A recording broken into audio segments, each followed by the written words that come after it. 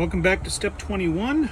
I figured we'd hurry up and finish this up. I decided after looking at it that I was going to do the photo etch here real quick for the running lights, just to show you how it gets done.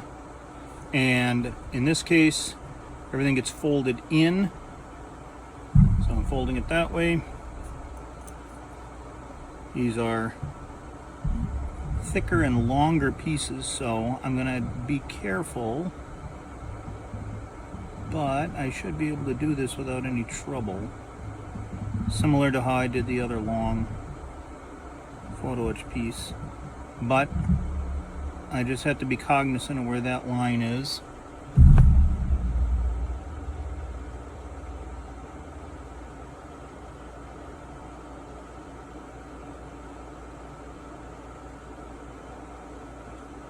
There we go.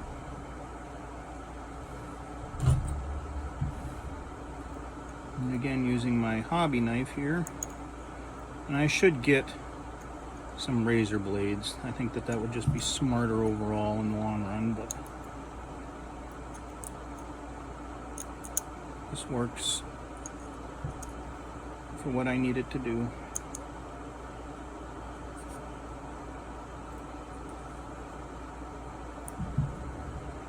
Now in this case, I'm not going to do it the whole way. I'm doing it about 45 degrees, just so I don't overstress, although it's about 90 degrees on the one end, just so I don't overstress the metal. And then do it right to there. Again, right on the line.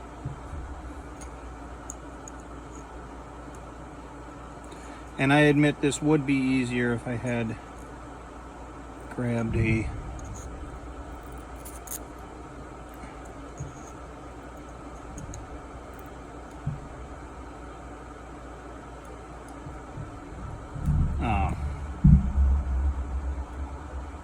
not a straight edge, a razor blade.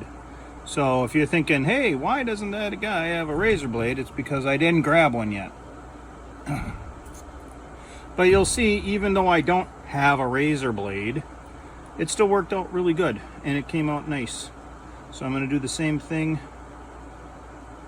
this time, going, what I want to do is go the other have the longer piece on the outside this time, and I got to be careful not to bend any of the metal, but then when it folds up, it'll fold up over the lip so I can still get a nice 90-degree angle when I get that. And I need to make sure that it's on the line so that when I do this, the nicer thing about this is at this point this is bending a lot easier. I'm able to get underneath it. So again, only a 45-degree angle if I can, so that keeps me from having other problems with the metal getting too stressed.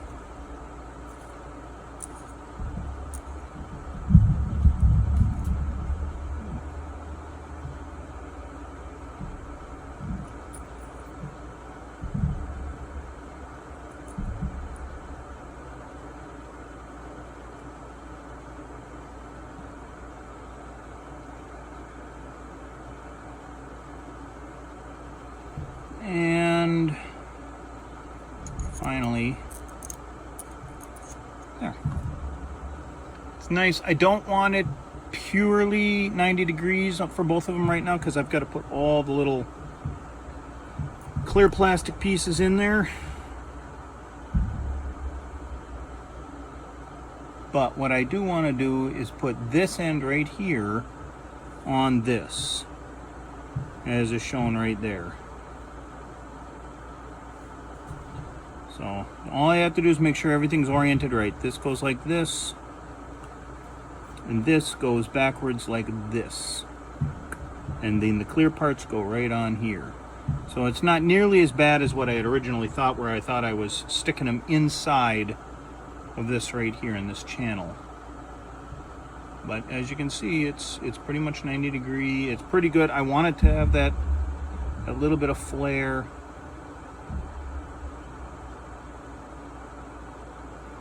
So, get out my handy dandy black super glue, because I think that'll do better with this.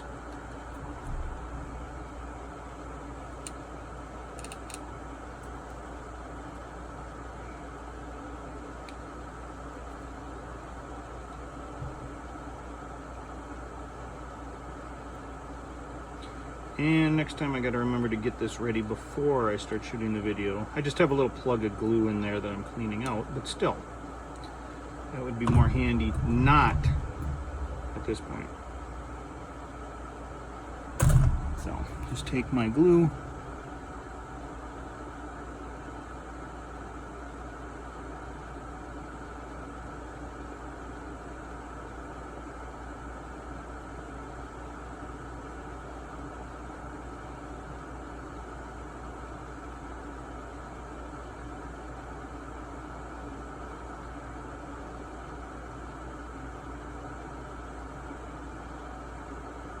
It's about how I want it. Now, I might be tempted to go through with my finger and smear it, but instead, use the knife blade. A lot less likely to start the glue inadvertently setting.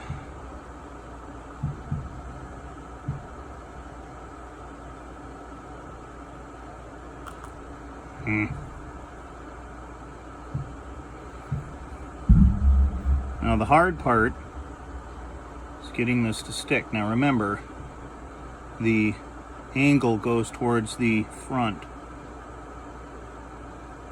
So I just kind of fold it up in there. See that it's sort of going where it belongs, and this is why I like working with that black super glue, because I do have a little bit more leeway time. It is getting a little messy up front, but it's also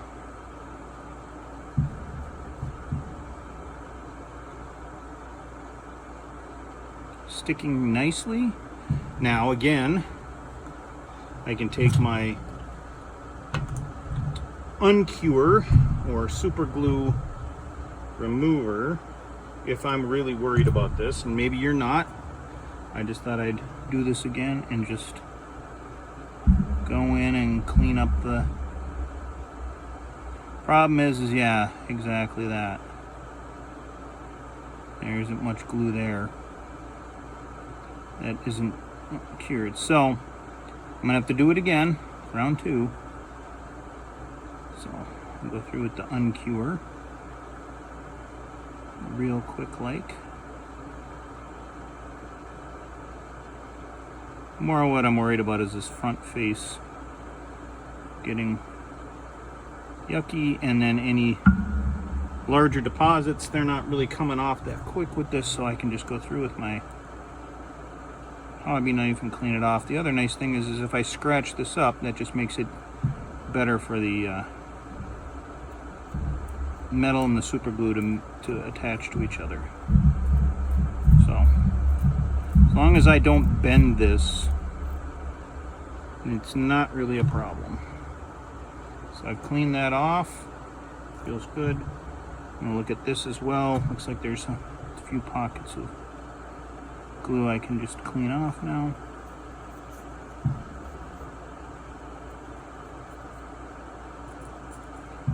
This time I'm gonna do it the reverse way of what I just did. I'm gonna put the black glue on this piece and then put that on, and see if that works better.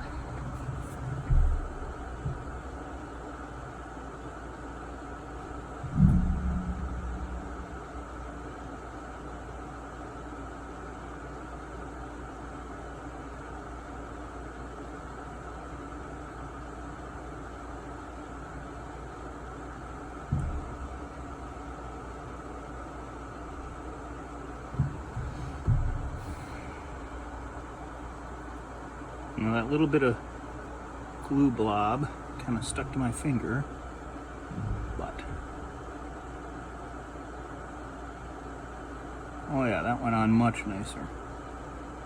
So I'm going to stick that there and then double check this end here.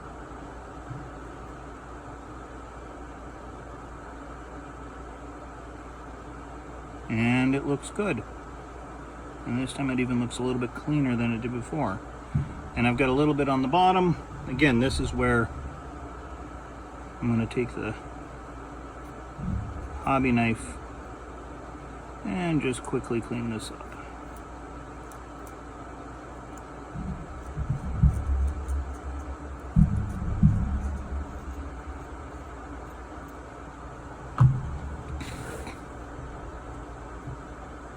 That's nice and solid.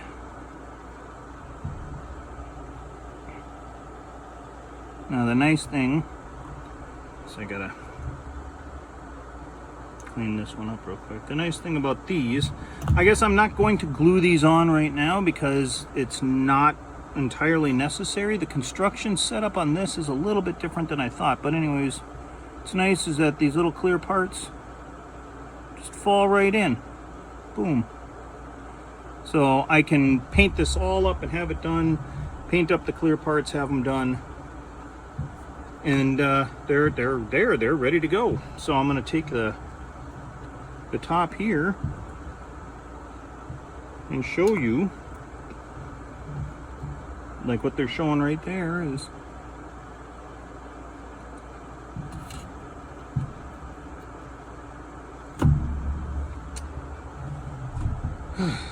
excuse me.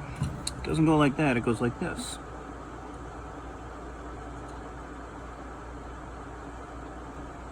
So you can see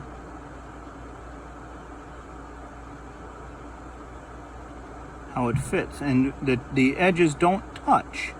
It's not like they go to the sides, and that's where the sides are supposed to be. They don't touch, but they sit there like that, and then they form that kind of natural spot for the kind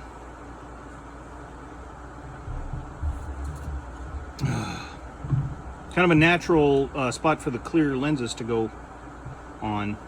So I'm going to go on the bottom of this middle piece, the first piece that I did. And the nice thing is that it is the bottom, so I can just run a bead along there, no problem. Not too crazy, but there, just like that. And then I put this in front of that straight line.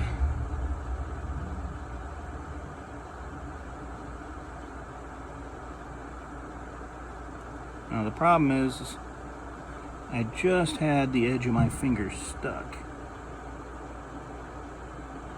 So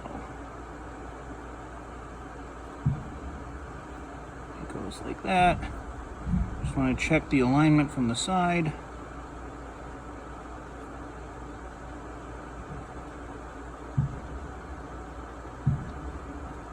But otherwise, it looks like it's good to go. Right like that. Now carefully taking the cab, putting this out, putting this back on, starting at the back. Make sure that this all fits right there and there. Yeah.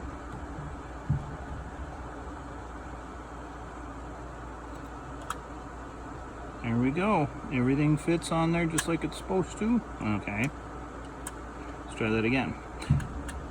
Everything fits on there just like it's supposed to, including the light bar. Looks pretty good to me. Again, I won't have to put the clear parts on, but it's all assembled. So,